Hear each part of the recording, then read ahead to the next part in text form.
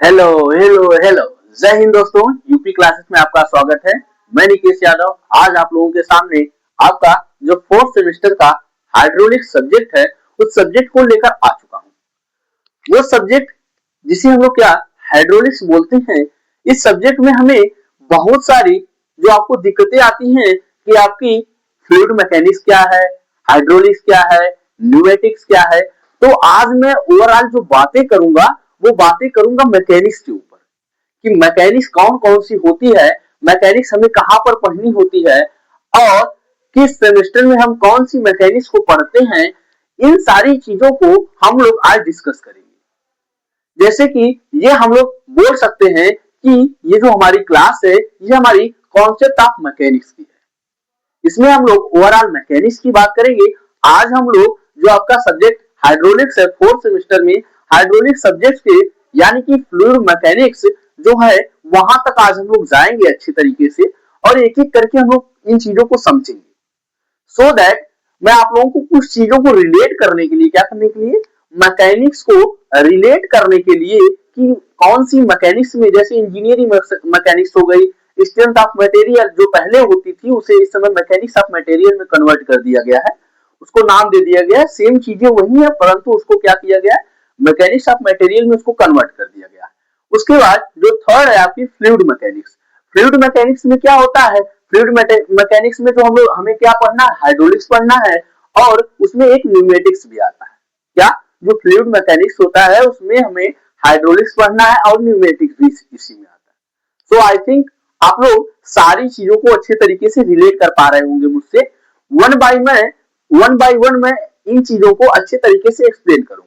इसमें मैं सबसे पहली चीज एक्सप्लेन करूंगा वो, जैसे शुरू में आपने पढ़ा होगा कि मैटर क्या होता है, तो मैं मैटर से लेकर चीजों को स्टार्ट करूंगा। क्या आप गांव वाला मैटर मत समझ लेना कि भाई उसका मैटर हो गया चल मैं भाई के मैटर में चलता हूं। तो ऐसा कोई मैटर नहीं है, मैटर में पदार्थ की बात कर रहा हूं।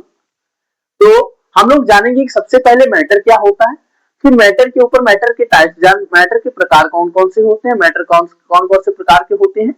उसके बाद और मैटर को हम लोग जानेंगे जो वो मैटर हम लोग यहाँ सिविल इंजीनियरिंग के पर्पज से जानेंगे कि, और ये नहीं जानेंगे कि जैसे कि हमने साइंस में बहुत प्रकार के मैटर्स को पढ़ के आए, उन सारे मैटर्स को नहीं जानेंगे। सिविल इंजीनियरिंग में यूज होने वाले मैटर्स जो होते हैं उन मैटर्स के बारे में हम लोग अच्छे तरीके से पढ़ाई करेंगे। सो दैट हम लोग स्टार्ट करते हैं कि हमारा मैटर क्या होता है।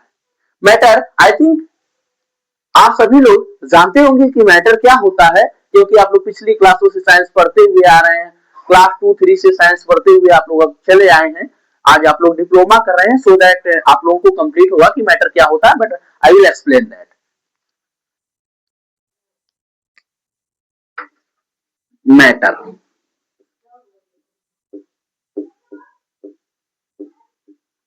जिसे हिंदी में पदार्थ बोला जाता है। क्या मैटर, मैटर में बोल सकता हूं ऐसा कोई सब्सटेंस, क्या ऐसा कोई सब्सटेंस जो क्या करता हो, प्लेस ऑक्यूपाइड करता हो यानी कि स्थान घेरता हो और उसके पास मास होता हो यानी कि द्रव्यमान। क्या ऐसी कोई भी वस्तु या ऐसा कोई भी सब्सटेंस जिसके पास क्या उसका द्रव्यमान होता हो और दूसरी चीज और क्या होनी चाहिए, दूसरी चीज उसके वो क्या करता हो, ऑक्यूपाइड करता हो, क्या प्लेस ऑक्यूपाइड करता हो। यानी कि हम लोग लिख सकते हैं ऐसी वस्तु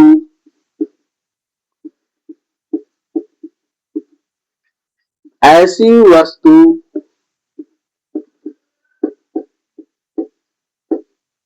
जिसके पास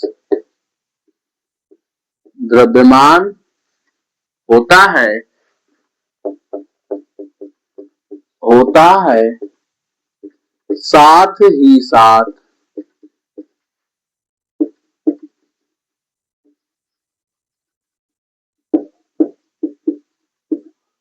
स्थान घेरती हो।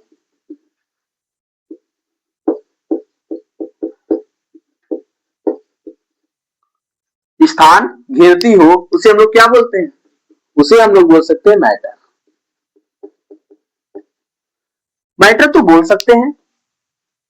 आई थिंक आप लोग अच्छे तरीके से रिलेट कर पा रहे होंगे कि मैटर क्या होता है। मैटर के बारे में आप लोग जानते होंगे।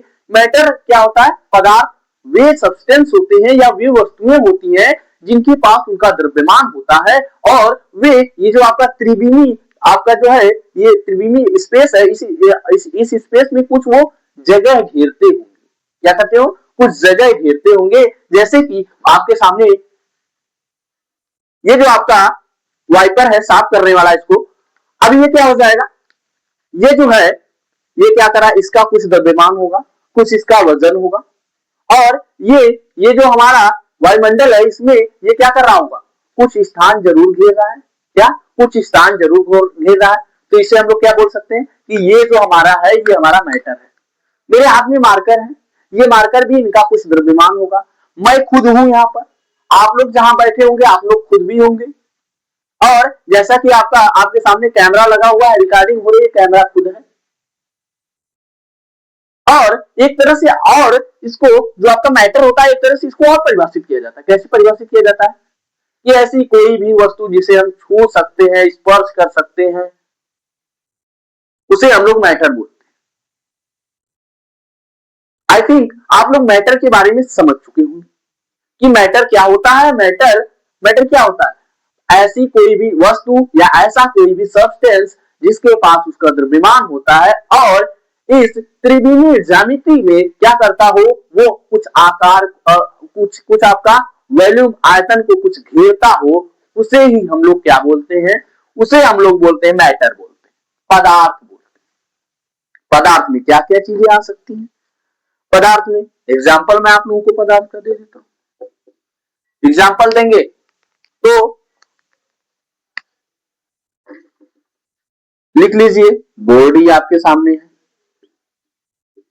बोर्ड,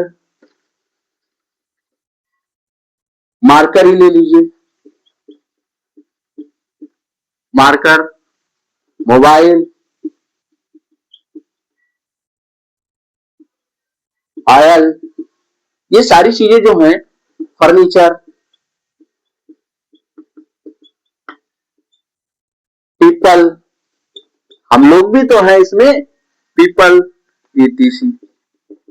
अब कहोगे आपने तो सारी चीजों को बता ही दिया कि जो सारी चीजें होती हैं ये क्या होती है, ये मैटर होती है, पदार्थ होती है।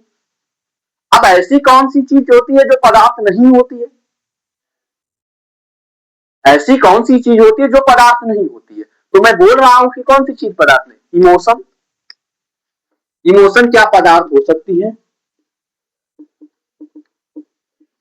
इमोशंस क्या आपके पदार्थ हो सकते हैं?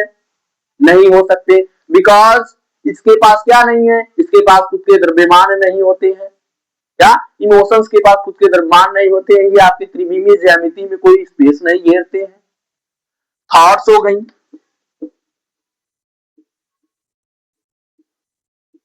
थॉट्स हो गए, उसके बाद एनर्जी हो गई, काइनेटिक एनर्जी हो गई, जितने भी प्रकार की एनर्जी पाई जाती है एनर्जी हो गई। क्या वे कोई प्लेस घेरती है, या उनका कोई खुद का कोई द्रव्यमान होता है? नहीं होता है।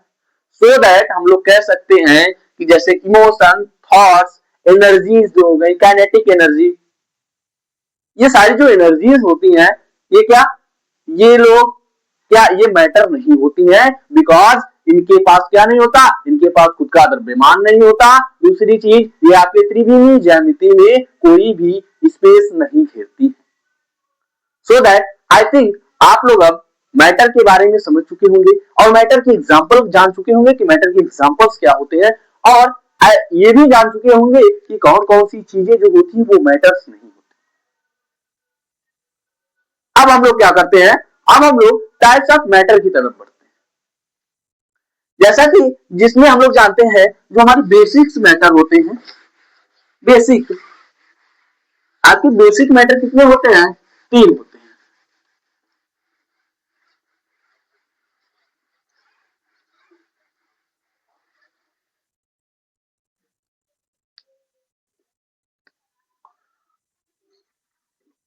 मैटर, जिसे हिंदी में हम लोग पदार्थ बोलते हैं, ठीक है।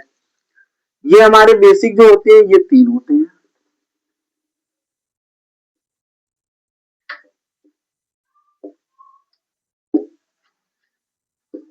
ठीक है, जिसमें पहला जो होता है वो सॉलिड होता है।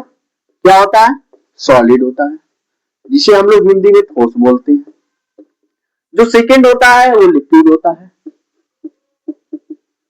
जिसे हम लोग हिंदी में आप लोग क्या द्रव बोलते हैं। उसके बाद जो हमारा थर्ड होता है वो गैस होता है, जिसे हम लोग हिंदी में भी गैस ही बोलते हैं। क्या? इसके बाद आप लोगों ने पढ़ा होगा बोस आइंस्टाइन कंडेंसेट, प्लाज्मा। इसीलिए मैं पहले बता दिया हूं कि इसमें हम लोग उन्हीं मैटर्स के बारे में बात करेंगे जिन मैटर्स की जरूरत सिविल इंजीनियरिंग में होती है। सो दैट हम किसके बारे में बात कर रहे हैं? आपके सॉलिड के बारे में बात कर रहे हैं, लिक्विड के बारे में बात कर रहे हैं और गैस के बारे में बात कर रहे हैं। अब क्या होता है, जो आप लोग पहले से जानते हुए आएंगे होंगे कि जो सॉलिड होता है, जो आपके ठोस होते हैं, उन ठोस में क्या उनका आकार व आकृति और वॉल्यूम जो होता है उनका क्या होता है। जैसे कि मैं सबसे पहले यहां सॉलिड की बात करूंगा। सॉलिड की बात करूंगा, तीन बातें मुझे यहां करनी सॉलिड के बारे में। जो सॉलिड होता है उसका आकार जो होता है, जैसे कि उसका आकार क्या होता है, ये देखिए, ये आपके सामने कोई सॉलिड है। सॉलिड का जो आकार होता है वो निश्चित होता है, डिफाइंड होता है। और जो सॉलिड वॉल्यूम घेरता है, वॉल्यूम क्या घेरने का मतलब क्या होता है? Space occupied in 3D। आपकी ये जो त्रिविमी ज्योमेट्री है, इसमें कितनी जगह ये घेर रहा है, उसी को हम लोग वॉल्यूम बोलते हैं। क्या? वॉल्यूम आपका क्या होता है? Space occupied in 3D। मतलब ये जो त्रिविमी आपका ज्यामिति है, इस ज्यामिति में कौन सी चीज कितनी जगह घेर रही है, उसी जगह को हम लोग क्या वॉल्यूम बोलते हैं, वॉल्यूम बोलते हैं, आयतन बोलते हैं। सो दैट हम लोग जान रहे हैं कि कोई भी सॉलिड होता है, जैसे कि आपके सामने जो कैमरा लगा हुआ वो भी सॉलिड है, जहां ये भी आपके यहाँ सॉलिड है, और बगल में आपके यहाँ बुक्स रखी हुई है वो भी सॉलिड है। आई थिंक जो सॉलिड चीजें होती है उनका जो आकार होता है, जो उनका शेप होता है, वो भी डिफाइन होता है। तो हम लोग क्या लिख सकते हैं इसमें? सबसे पहले शेप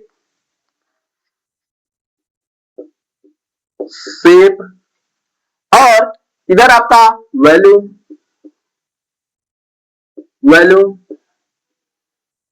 और इधर कंप्रेसिबिलिटी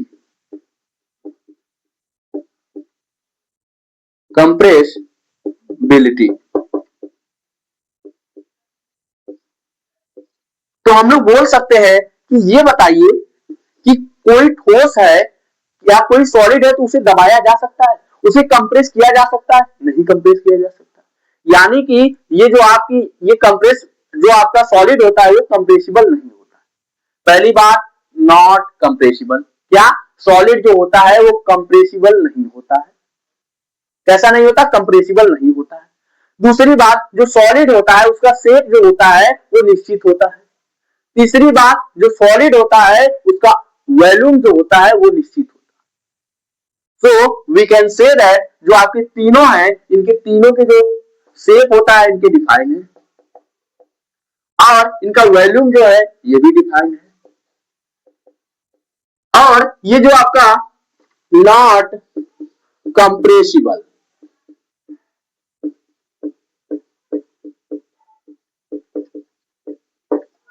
जो आपका सॉलिड है ये कंप्रेसिबल भी नहीं है।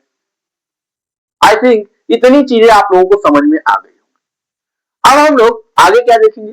आगे हम लोग देखेंगे कि जो हमारा लिक्विड होता है इसमें ये तीनों चीजें किस प्रकार रिलेट कर रही है।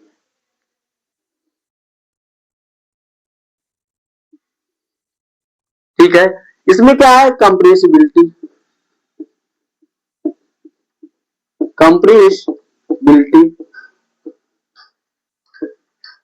सेकेंड आपका वॉल्यूम, ये आपका जो थर्ड है, थर्ड में क्या था आपका? शेप था।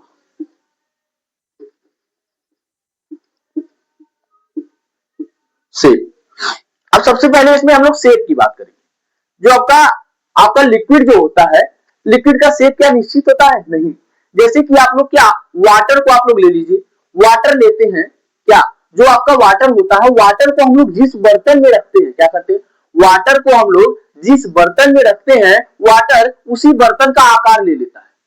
जैसे कि मैं यहां पर दिखा दूं, आपका ये कोई बर्तन है, इस बर्तन में हमने वाटर को डाला तो वाटर का शेप कुछ इस प्रकार हो गया।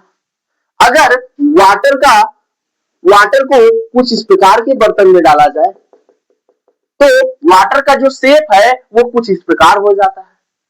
सो दैट हम लोग ये बात कह सकते हैं कि जो आपका वाटर होता है उसका शेप जो होता है वो डिफाइन या फिर निश्चित नहीं होता है। क्या जो वाटर्स होते हैं उनका जो शेप होता है वो डिफाइन या फिर निश्चित नहीं होता है। तो हम लोग यहां पर लिख सकते हैं नॉट डिफाइंड।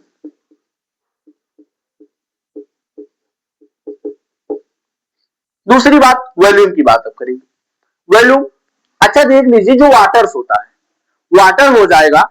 अगर हम लोग वाटर को अगर इस प्रकार के बर्तन में डाल रहे हैं तो ठीक उतना ही प्लेस घेरेगा जितना हम लोग इस प्लेस में इसमें हम लोग डालेंगे। क्या वो कंप्रेस हो जाएगा, क्या वो फैल जाएगा, क्या दूसरे बर्तन में डालने से इफेक्ट हो जाएगा?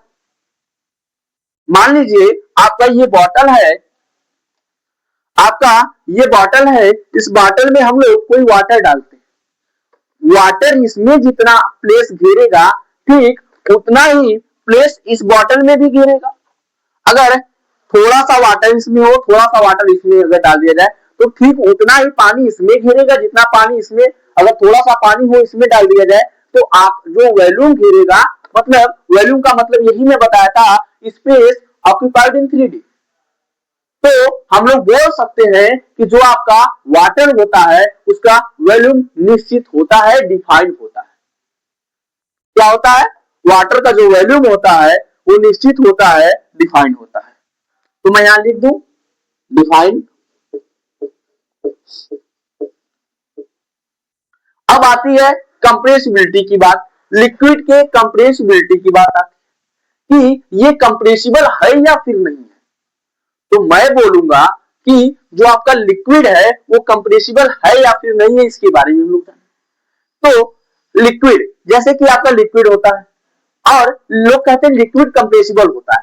लिक्विड में क्या, जो हाइड्रोजन बंद पाए जाते हैं, जो आपका मान लीजिए वाटर है, वाटर को हमने ले लिया, वाटर के अंदर हाइड्रोजन बंद पाए जाते हैं और ये क्या करते हैं, जब इनको कंप्रेस किया जाता तो आई थिंक इनके अणु पास पास होते हैं। क्या करते हैं? पास पास होते हैं। लेकिन जो आपके सॉलिड होते हैं इनके अणु बहुत, इनके अंदर जो आपका मॉलिक्यूलर स्पेस होता है बहुत ही कम होता है।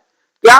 मॉलिक्यूलर स्पेस, यानी कि जो सबसे ज्यादा जो आपके घने होते हैं, सॉलिड होते हैं, जिनकी डेंसिटी ज्यादा होती है। क्या अभी डेंसिटी आपको फ्लूइड की प्रॉपर्टी में हमें आगे डेंसिटी भी पढ़नी है, तो ये सारी चीजें भी आप लोगों को एक्सप्लेन करूंगा। जो इनकी डेंसिटी होती है वो ज्यादा होती है, यानी कि इसमें जो अणु पाए जाते हैं वो बहुत ही पास पास पाए जाते हैं। कहा? बहुत ही पास पास एक दूसरे से, बहुत ही पास पास, कुछ इस प्रकार करके पास पास बहुत ही अणु इसमें पाए जाते हैं। लेकिन ये जो आपका लिक्विड होता है, लिक्विड में जो आपके सॉलिड की तुलना में इसमें थोड़ा सा स्पेस जो होता है वो थोड़ा सा ज्यादा होता है। क्या? सॉलिड की तुलना में बहुत थोड़ा सा ज्यादा होता है, इसीलिए ये क्या, फ्लोएबल होते हैं। कैसे होते हैं?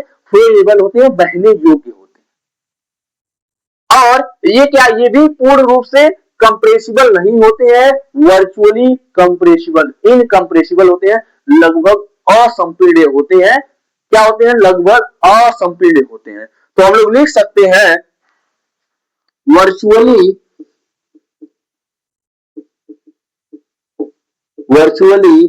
इनकंप्रेसिबल।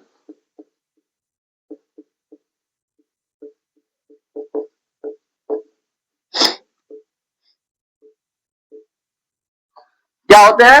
वर्चुअली इनकंप्रेसिबल होते हैं। अब हम लोग से वॉल्यूम और कंप्रेसिबिलिटी के बारे में, गैस के बारे में हम लोग इन तीनों प्रॉपर्टी की बात करेंगे। क्या करेंगे? शेप के बारे में, वो कंप्रेसिबिलिटी के बारे में और वॉल्यूम के बारे में। तो इसमें भी हम लोग क्या करते हैं, फर्स्ट सेकेंड थर्ड। पहले में था शेप, शेप देखते हैं इसका। उसके बाद जो आपका सेकेंड वॉल्यूम, जो आपका थर्ड था कंप्रेसिबिलिटी थी, कंप्रेसिबिलिटी थी। तो शेप देख लेते हैं। अब शेप वही बात आ गई कि जो आपका गैस होता है, गैस में जो मॉलिक्यूल होते हैं इसमें द्रव की तुलना में बहुत अधिक दूर दूर होते हैं। यानी कि अगर हम लोग मान ले रहे हैं कि इसमें जो मॉलिक्यूलर स्पेस होता है कुछ इस प्रकार होता है,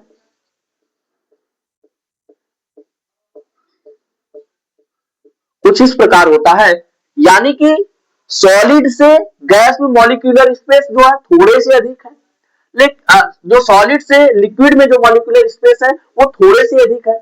लेकिन जब आप लोग लिक्विड से गैस की तरफ जाएंगे तो देखेंगे कि गैस की जो मॉलिक्यूलर स्पेस है वो बहुत ही दूर दूर है।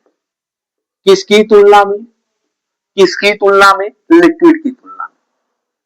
तो हम लोग यहां पर लिख सकते हैं कि अगर हम लोग गैस को जिस बर्तन में डालते हैं वो गैस क्या करता है, उसी बर्तन के आकार को ग्रहण कर लेता है। जैसे कि अगर हम लोग बोल दें कि आपका बर्तन जो है वो घनाभाकार है, क्या है, जो आपका कंटेनर है वो कंटेनर घनाभाकार है, गैस को कंटेनर में डालेंगे तो वो घनाभाकार ले लेगा। अगर हम लोग गैस को कहीं सर्कुलाकार में डालते हैं तो वो सर्कल का आकार ले लेगा। यानी कि इसका आकार जो है वो निश्चित नहीं है, जो इसका शेप है इसका वो निश्चित नहीं है। तो हम लोग लिख सकते हैं कि नॉट डिफाइंड। आपका शेप इसका कैसा है? Not defined. अब वॉल्यूम की बात करेंगे, वॉल्यूम की बात करेंगे। अब मान लीजिए गैस है, जैसे कि हमने लिक्विड को जब हम लोग डाल रहे थे तो इसके अंदर हाइड्रोजन बंद पाए जा रहे थे।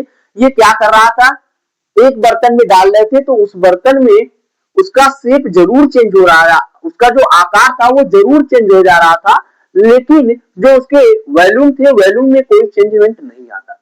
लेकिन इसमें क्या होगा कि हम लोग किसी बर्तन में अगर हम लोग गैस को डाल देते हैं तो गैस क्या करता है, उस पूरे बर्तन में फैल जाता है। यानी कि हम लोग गैस को छोटे, अगर हम लोग क्या करें, हम लोग कोई छोटा आपका बर्तन हो, कंटेनर हो, उसमें हम लोग गैस को डाल के भर के रख दें तो उसमें भी रहेगा, तो उस स्थिति में वॉल्यूम कम छेकेगा। अगर उसी गैस को हम लोग बड़े बर्तन में, बड़े कंटेनर में अगर हम लोग डाल दें तो वो क्या करेगा, वो ज्यादा स्पेस आपका ग्रहण करेगा। सो दैट अब वॉल्यूम हमने क्या बताया, तो वॉल्यूम यही था, स्पेस ऑक्यूपाइड इन 3D। आपका ये जो त्रिविमीय विन्यास है, इस त्रिविमीय विन्यास में जितनी जगह कोई पदार्थ घेरता है उसे ही हम लोग वॉल्यूम बोलते हैं। तो यानी कि अब क्या हो रहा है, इसका वॉल्यूम अगर बर्तन बदल रहे हैं तो बदल जा रहा है, बर्तन की साइज अगर बदल रही है तो बदल जा रहा है।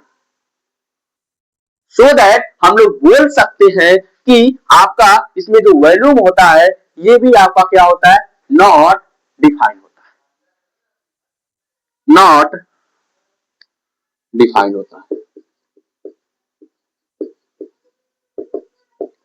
नॉट डिफाइंड होता है। उसके बाद क्या बात आई, उस गैस की कंप्रेसिबिलिटी क्या है, कि गैस हमारा कंप्रेसिबल है या नहीं। तो आप लोग देखेंगे कि जो गैस के अणु जो होते हैं, मॉलिक्यूलर स्पेस इसमें जो होता है वो बहुत ज्यादा होता है। यानी कि हमने यही बताया कि जब हमने वॉल्यूम की बात किया था तो हमने अभी देखा है, क्या देखा है कि हम लोग अगर छोटे बर्तन में रख रहे थे तो वो आपका गैस छोटे बर्तन में भी आ जा रहा था, लेकिन उसी गैस को बड़े बर्तन में रख रहे थे तो वो आपका बड़े बर्तन में भी आ जा रहा था, वॉल्यूम पूरे बर्तन का छेक ले रहा था। यानी कि हम लोग ये बात बोल सकते हैं कि आपका जो गैस होता है वो कैसा है, वो कंप्रेसिबल होता है, उसे कंप्रेस किया जा सकता है, दबाया जा सकता है, उसे संपीड़ित किया जा सकता है। हम लोग लिख सकते हैं कि ये जो गैस आपका होता है ये आपका कंप्रेसिबल होता है। कैसा होता है, कंप्रेसिबल होता है, ठीक है, कंप्रेसिबल। अब मॉलिक्यूलर स्पेस के हिसाब से हमने जान लिया कि जो मॉलिक्यूलर स्पेस होता है सबसे कम किसमें, सॉलिड में होता है, उससे ज्यादा किसमें, लिक्विड में होता है, उससे ज्यादा यानी कि सबसे ज्यादा किसमें होता है, तो गैस में होता है।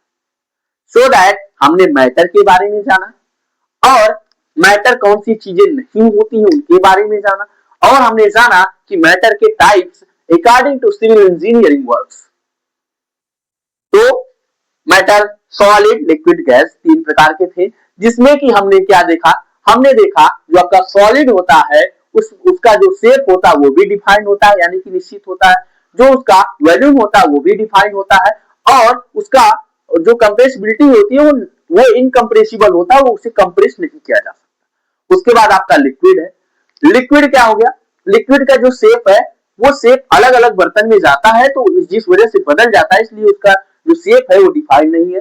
वॉल्यूम, लेकिन वो किसी भी बर्तन में, छोटे बर्तन बड़े बर्तन में रखा जाएगा तो क्या हो जाएगा, उसका वॉल्यूम ठीक उतना ही रहेगा जितना छोटे बर्तन में रहेगा, जितना बड़े बर्तन में डाला जाएगा वॉल्यूम इतना उसका ठीक उतना ही रहेगा। तीसरी चीज इसमें कंप्रेसिबिलिटी आती है। ये वर्चुअल इनकम्प्रेसिबल होता है। इसका मतलब क्या होता है? मतलब कि ये असंपीड्य, लगभग असंपीड्य होता है। क्या होता है? लगभग असंपीड्य होता है।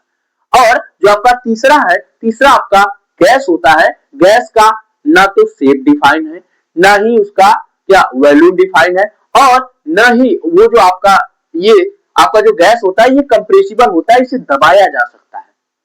सो दैट आई थिंक ये सारी चीजें आप लोगों को क्लियर हो गई होंगी। अब हम लोग अपनी मैकेनिक्स की तरफ चलते हैं कि हमारा मैकेनिक्स क्या होता है। दैट इस चीज को आप लोगों को अच्छे तरीके से इसकी नोट्स भी प्रोवाइड की जाएगी। जो आपकी नोट्स होगी, आपका यूपी क्लासेस 4th सेमेस्टर की एक आपका टेलीग्राम चैनल बना हुआ है। उस टेलीग्राम चैनल पर जाकर के आप लोग क्या करेंगे, आप लोग इसकी नोट्स अचीव कर सकते हैं।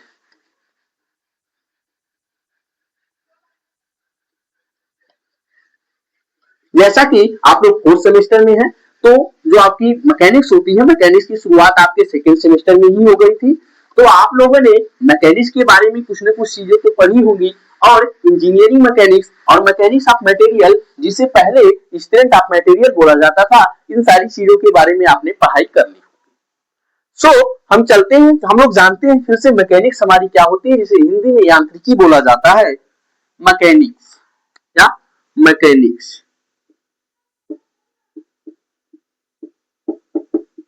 मैकेनिक्स यांत्रिकी। जो मैकेनिक्स होती है यांत्रिकी, ये क्या होती है? मैकेनिक्स हमसे ये कहती है, मैकेनिक्स में क्या होता है, मैकेनिक्स क्या कहती है, मैकेनिक्स में किसी सब्सटेंस या किसी वस्तु पर लगने वाले बलों तथा उनके प्रभावों का अध्ययन किया जाता है। क्या? जैसे कि आपकी ये कोई बॉडी है, इस पर कौन सा बल कार्य कर रहा है, क्या इस पर कौन सा बल कार्य कर रहा है, और उस बल के कारण इस पर इफेक्ट क्या पड़ रहे हैं, इस पर प्रभाव क्या पड़ रहे हैं, टूट रहा है, क्रैक कर रहा है, मुड़ जा रहा है, फ्लेक्सिबल है, कैसा है, इन सारी चीजों के बारे में जब हम लोग अध्ययन करते हैं तो उसी को हम लोग क्या मैकेनिक्स बोलते हैं। क्या बोलते हैं? मैकेनिक्स बोलते हैं। आई थिंक ये आपको अच्छे तरीके से समझ में आ गया। मैकेनिक्स क्या है, मैकेनिक्स क्या होता है? मैकेनिक्स विज्ञान की वह शाखा होती है जिसमें हम लोग क्या करते हैं, जिसमें हम लोग किसी वस्तु या किसी सब्सटेंस पर लगने वाले फोर्स तथा उसके इफेक्टों का अध्ययन करते हैं, मैकेनिक्स कहलाता है। या मैकेनिक्स के अंतर्गत ये सारी चीजें जो होती है वो हमारी आती है। और जो हमारी मैकेनिक्स है, ये भी मैकेनिक्स हमारी 3 प्रकार की होती है। कितने प्रकार की होती है? 3 प्रकार की होती है। फर्स्ट, जिसे आपने फर्स्ट सेमेस्टर में पढ़ा होगा, वो क्या होता, जिसे आपने फर्स्ट सेमेस्टर में पढ़ा होगा उसे इंजीनियरिंग मैकेनिक्स बोलते हैं। जिसे सेकंड सेमेस्टर में आपने पढ़ा होगा, जिसे हम लोग थर्ड सेमेस्टर में आप लोग पढ़ के आए होंगे, उसे हम लोग क्या बोलते हैं, उसे मैकेनिक्स ऑफ मटेरियल, जिसे पहले स्ट्रेंथ ऑफ मटेरियल के नाम से जाना जाता। और जो आगे आपकी आई है, जो आपका थर्ड है, इस समय आप लोग पढ़ेंगे हाइड्रोलिक्स। हाइड्रोलिक्स किसका पार्ट है? हाइड्रोलिक्स जो पार्ट है ये आपका है फ्लूइड मैकेनिक्स का। फ्लूइड मैकेनिक्स में हाइड्रोलिक्स और न्यूमेटिक्स दोनों आते हैं। सो दैट आप लोगों को ये सारी चीजें क्लियर हो गई। अब हम लोग क्या करेंगे, ये 1 बाय 1 मैकेनिक्स के बारे में हमने जान लिया। मैकेनिक्स हमारी क्या है? मैकेनिक्स विज्ञान की वह शाखा है, विज्ञान की वह शाखा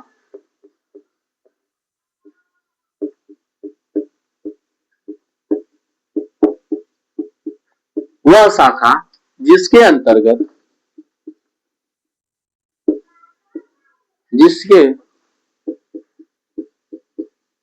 अंतर्गत किसी वस्तु या सब्सटेंस पर, किसी वस्तु पर लगने वाले बलों,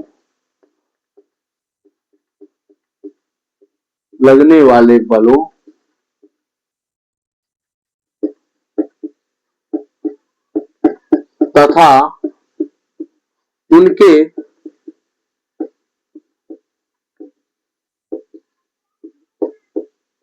प्रभावों का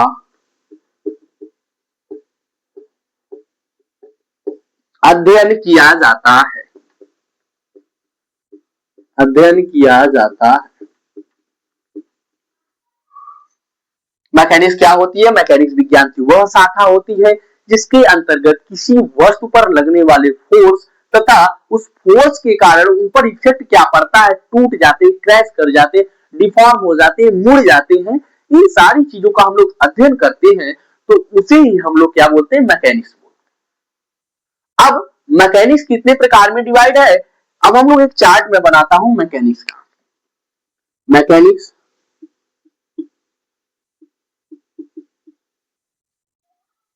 जिसे हम लोग यांत्रिकी बोलते हैं, यांत्रिकी बोलते हैं। और मैकेनिक्स हमारी 3 कैटेगरी में डिवाइड है। फर्स्ट जो हमारी है इंजीनियरिंग मैकेनिक्स,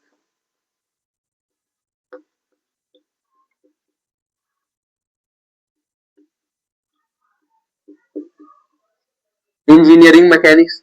आपकी जो सेकेंड है, सेकेंड आपकी है सोम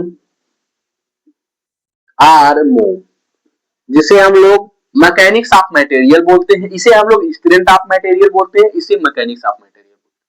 थर्ड आपका जो हमारा आपका थर्ड है, थर्ड आपका है फ्लूइड मैकेनिक्स। फ्लूइड आपका हम लोग क्या थर्ड हम लोग जो बात कर रहे हैं वो फ्लूइड मैकेनिक्स के बारे में बात कर रहे हैं। अब इसमें हम लोग क्या जानेंगे, जैसे कि आप लोग जानते होंगे कि जो आपका इंजीनियरिंग मैकेनिक्स था, इंजीनियरिंग मैकेनिक्स में हम लोग कौन सी वस्तुओं पर बात कर रहे थे, कैसी वस्तुओं पर बात कर रहे थे? जो आपकी रिजिड बॉडी थी, क्या जो एकदम ठोस बॉडी थी, उन बॉडी पर जो बल की इफेक्ट कार्य कर रहे थे, जो बल आपके लग रहे थे, उन बलों पर हम लोग उन बलों का अध्ययन कर रहे थे। उन बलों के कारण उस बॉडी पर क्या हो रहा था, इन सारी चीजों के बारे में आपने सेकेंड सेमेस्टर में पढ़ा होगा। क्या इसमें हम लोग लिख सकते हैं कि study of forces, study of forces on rigid body. तो जो हमारी रिजिड बॉडी होती है, जो आपकी रिजिड बॉडी होती है, उस रिजिड बॉडी पर हम लोग क्या जो आपके बल कार्य कर रहे थे उनको हम लोग अध्ययन कर रहे थे। उसके बाद अब क्या है, जो study of force on rigid body, लेकिन आपका जो हमने सेकेंड सेमेस्टर में, जो आपने थर्ड सेमेस्टर में एमओएम मैकेनिक्स ऑफ मटेरियल या फिर एसओएम स्ट्रेंथ ऑफ मटेरियल जो आपने पढ़ा है, जैसे कि पहले इसका नाम क्या होता है, जैसे मैं बता रहा हूं, तो ये सोम से पहले बोला जाता था स्ट्रेंथ ऑफ मटेरियल, लेकिन जब आपने इसको थर्ड सेमेस्टर में आप लोग पढ़ के आए होंगे तो उस हिस्ट्री में इसका नाम जो स्ट्रेंथ ऑफ मटेरियल से हटाकर मैकेनिक्स ऑफ मटेरियल रख दिया गया। तो इसमें हमने किस बॉडी पर हमने अध्ययन किया था, इसमें हमने अध्ययन किया था जो आपका study of forces on deformable body, study of forces on deformable body. Deformable body, deformable body का मीन्स क्या होता है?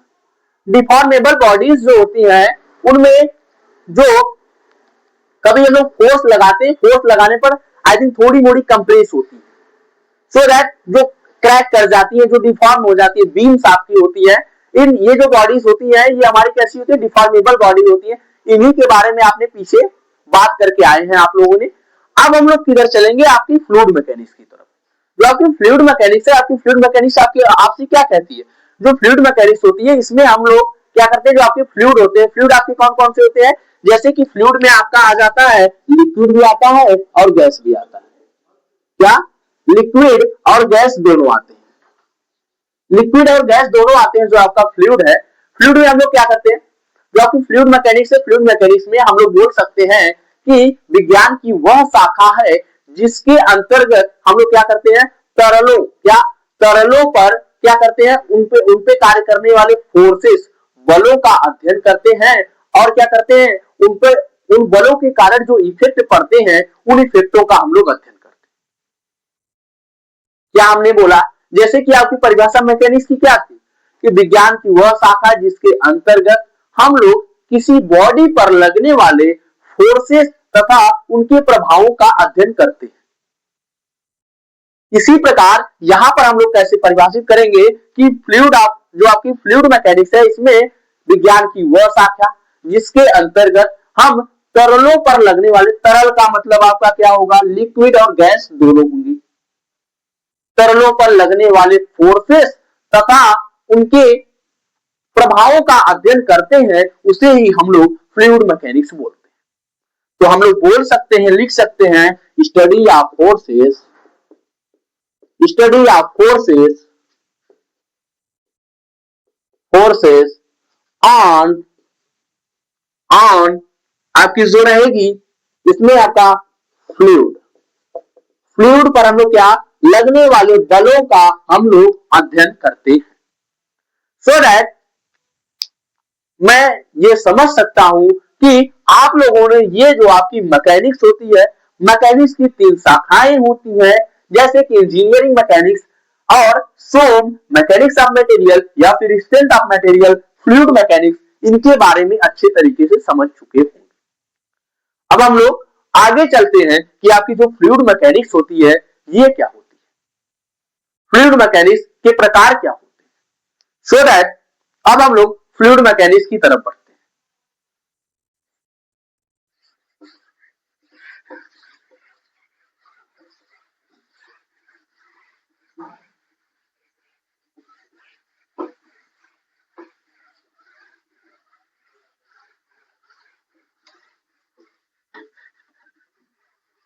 फ्लूइड मैकेनिक्स आपकी क्या होती है इसके बारे में जानेंगे। फ्लूइड मैकेनिक्स में भी प्रकार आते हैं, उनके बारे में हम लोग जानेंगे।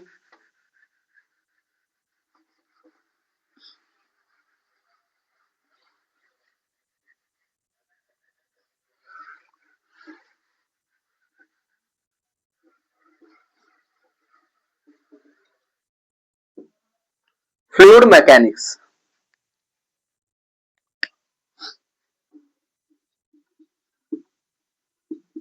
फ्लूइड मैकेनिक्स हम लोग बोल सकते तरल यांत्रिकी,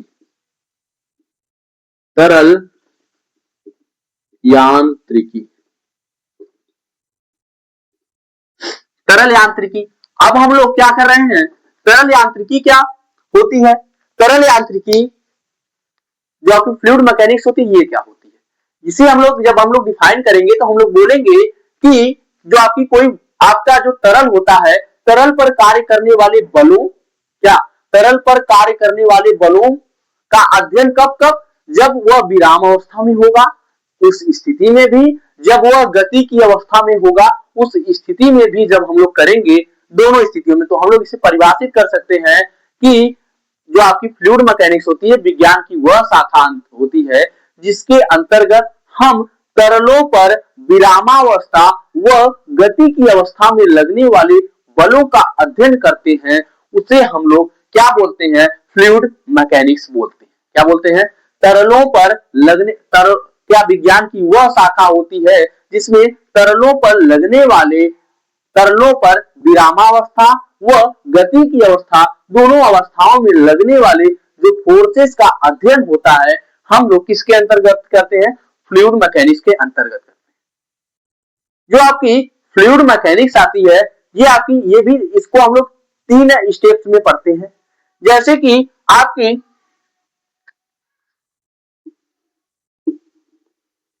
3 स्टेप्स इसमें कौन कौन से बनेंगे,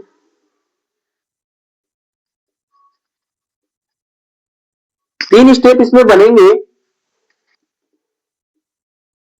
फ्लूइड स्टैटिक्स,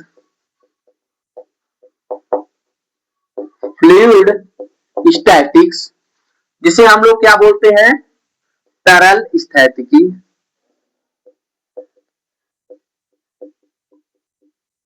तरल स्थितिकी, फ्लूइड काइनेमेटिक्स,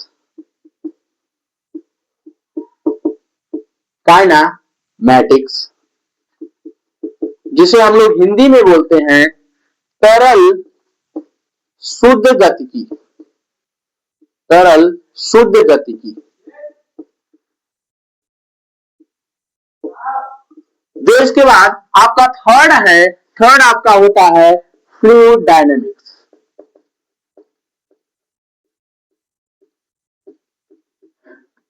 फ्लूइड डायनेमिक्स जिसे हम लोग बोलते हैं तरल गतिकी।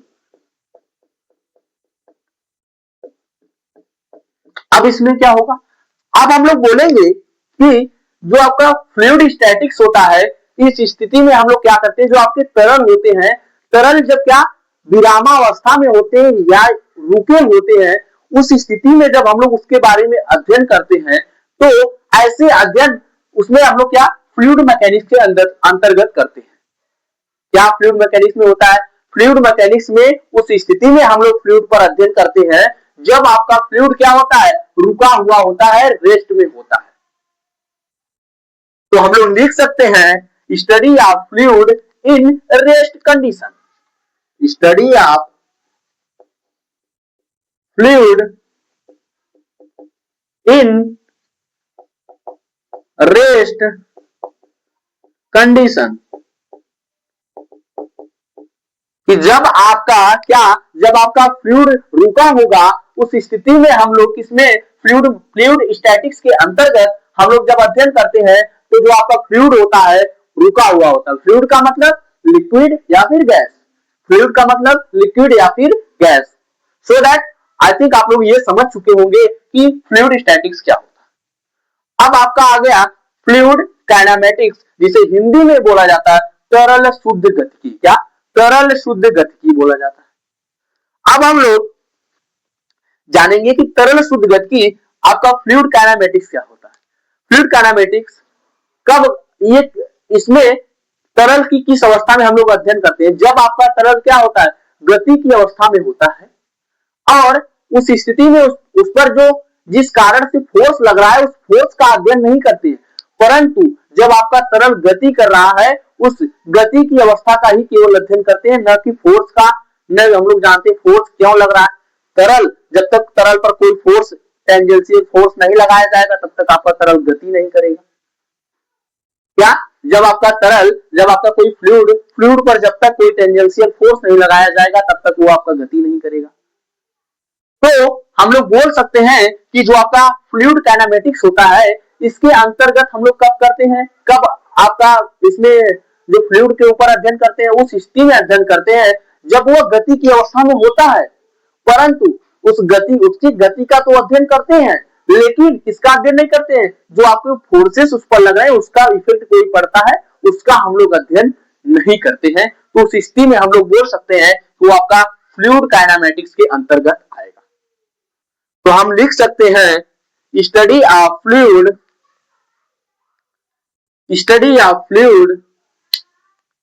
In motion,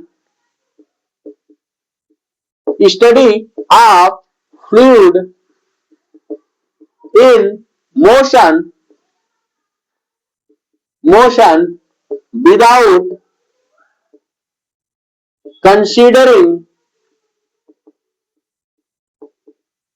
without considering effect of forces,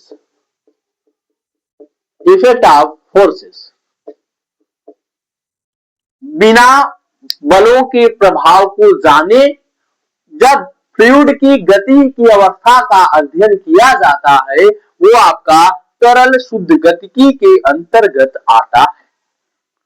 अब आगे क्या है, आगे आपका है फ्लूइड डायनामिक्स। फ्लूइड डायनामिक्स क्या है कि जब कोई आपका फ्लूइड गति कर रहा होगा, उस स्थिति में हम लोग क्या करते हैं, फ्लूइड जो आपका होता है, उसके मोशन के साथ साथ उसके जो बल होते हैं, बलों के इफेक्ट क्या होते हैं, उन इफेक्टों का अध्ययन करते हैं। तो हम लोग बोलते हैं कि आपका ये क्या है, फ्लूइड डायनामिक्स है। क्या आपका फ्लूइड स्टैटिक्स था, उसमें जब आपका फ्लूइड क्या विरामावस्था में रुका हुआ होता था, रेस्ट कंडीशन में होता था, तब अध्ययन करते थे। लेकिन जब आपका फ्लूइड काइनेमेटिक्स में आए, तो इसमें हमने बोला कि हम लोग जब आपका फ्लूइड क्या कर रहा होगा, उस पर फोर्स लगे होंगे और वो आपका बह रहा होगा या फिर गति कर रहा होगा, उस स्थिति में उसका अध्ययन करेंगे। लेकिन ये नहीं जानेंगे कि उस पर कोई फोर्स का इफेक्ट पड़ रहा है, कोई फोर्स कहां से लग रहा है, ये सारी चीजें नहीं जानेंगे। लेकिन जो आपका थर्ड है फ्लूइड डायनामिक्स है, फ्लूइड डायनामिक्स में क्या करेंगे, हम लोग ये भी जानेंगे कि आपका जो आपका फ्लूइड होगा वो मोशन में होना चाहिए।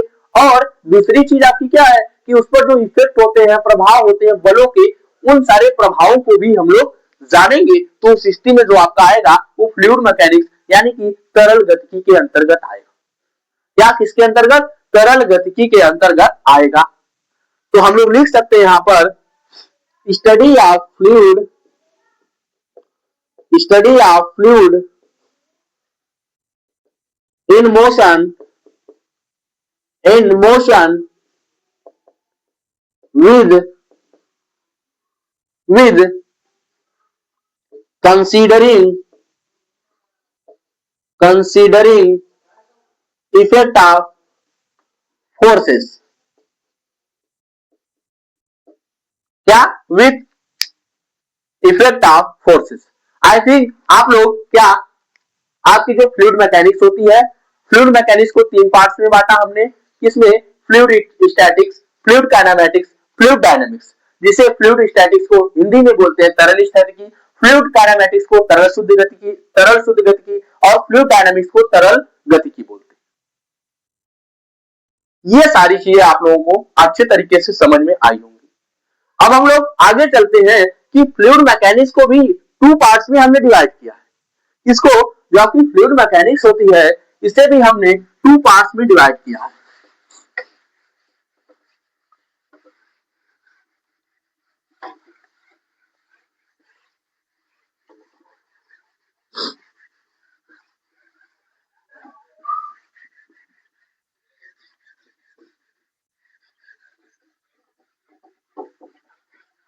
जो का फ्लूइड मैकेनिक्स है इसे भी हमने कितने पार्ट्स में, टू पार्ट्स में डिवाइड किया हुआ है। जिसमें कि आपका फर्स्ट पार्ट है हाइड्रोलिक्स।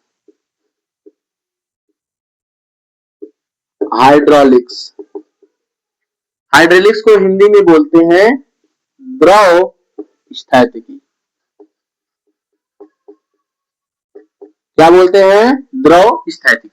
और दूसरा आपका सेकंड जो है, सेकंड आपका क्या है, सेकंड आपका है न्यूमेटिक्स। क्या, न्यूमेटिक्स जिसका हिंदी में हम लोग क्या बोलते हैं, हिंदी में बोलते हैं इसको हम लोग गैस मैकेनिक्स बोलते हैं। इसे स्टैटिक्स नहीं बोलते हैं, गैस द्रव यांत्रिकी बोलते हैं और इसे गैस यांत्रिकी बोलते हैं। अब जैसा कि हमने क्या बोला कि द्रव यांत्रिकी और न्यूमेटिक्स को हमने बोला गैस यांत्रिकी, तो हम लोग इसे क्या बोल सकते हैं, इसे हम लोग बोल सकते हैं कि लिक्विड मैकेनिक्स,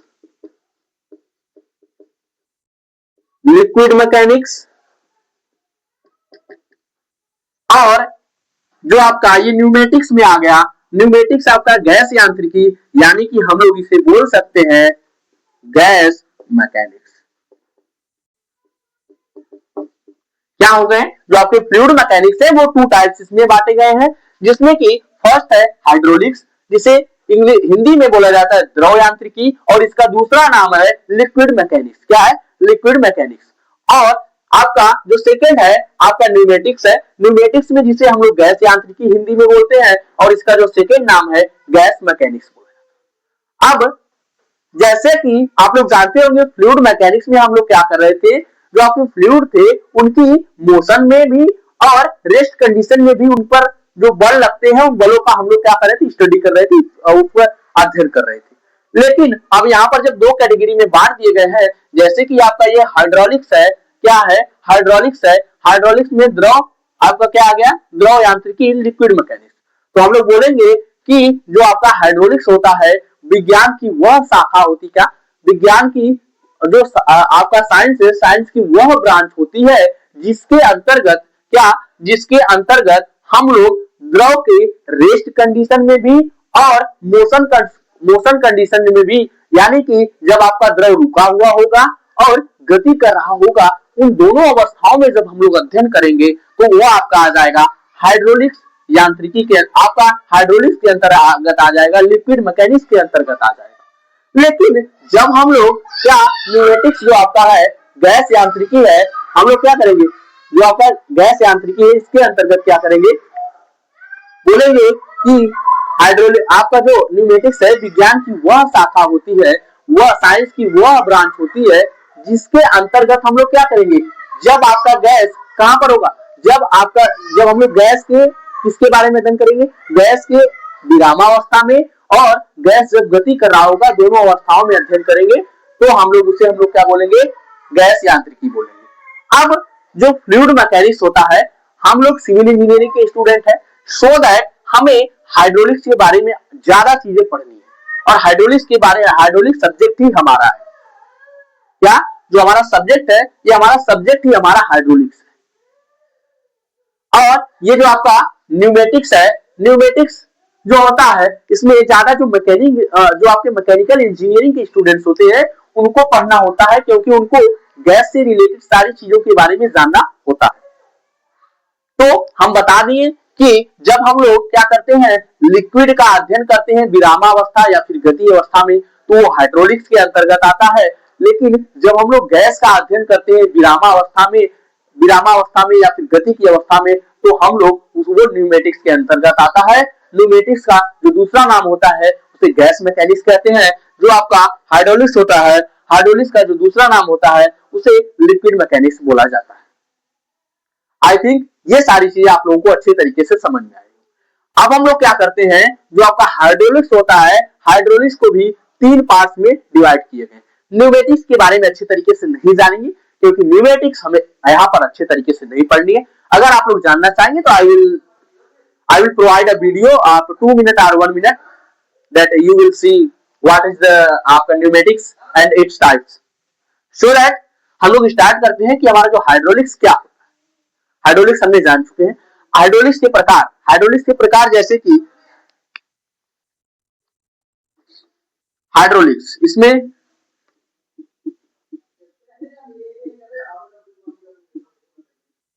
हाइड्रोलिक्स के प्रकार में हाइड्रोलिक्स को भी 3 पार्ट में डिवाइड किए गए। प्रकार नहीं, इनके पार्ट बोल सकते हैं। 3 पार्ट में ये है, जैसे कि हम लोग इन्हें बोल सकते हैं लिक्विड स्टैटिक्स और लिक्विड काइनेमैटिक्स।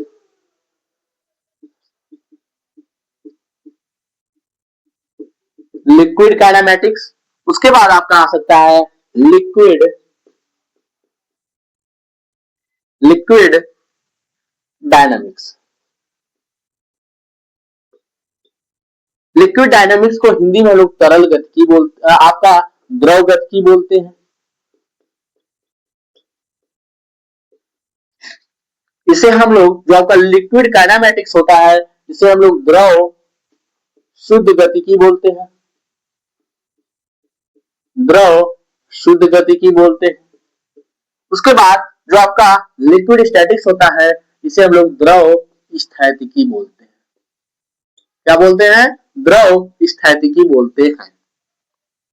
आई थिंक ये चीजें आपको समझ में आई होंगी। जो आपका हाइड्रोलिक्स है, ये भी कितने प्रकार का है, ये इसे भी 3 पार्ट्स में डिवाइड किए गए हैं, liquid statics, liquid kinematics and liquid dynamics. अब ये क्या होता है, इसमें बोला जाएगा, जैसे कि आपका फ्लूइड मैकेनिक्स था, फ्लूइड मैकेनिक्स में क्या होता था, फ्लूइड स्टैटिक्स, आपका फ्लूइड काइनेमैटिक्स, फ्लूइड डायनामिक्स होता था। तो यहाँ पर भी हम लोग क्या करेंगे, लिक्विड है। अब जब यहाँ पर लिक्विड है तो हम लोग बोलेंगे स्टडी आप क्या, आप बोलेंगे स्टडी ऑफ फोर्सेस, क्या, study of forces on liquid, क्या, study of forces on liquid in rest condition. यानी कि जब आपका लिक्विड रेस्ट कंडीशन में होगा, उस स्थिति में जब हम लोग उस पर कार्य करने वाले फोर्सेस का अध्ययन करेंगे तो किसके अंतर्गत आएगा, वो आएगा लिक्विड स्टैटिक्स के अंतर्गत। किसके अंतर्गत आएगा, लिक्विड स्टैटिक्स के अंतर्गत आएगा।